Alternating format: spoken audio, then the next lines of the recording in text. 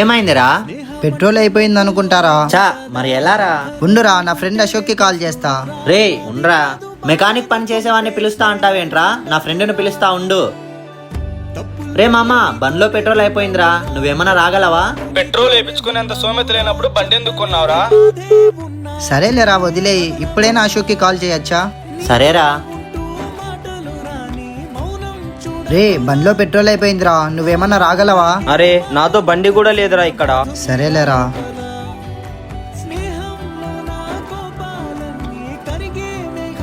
రే మామా తీసుకోరా.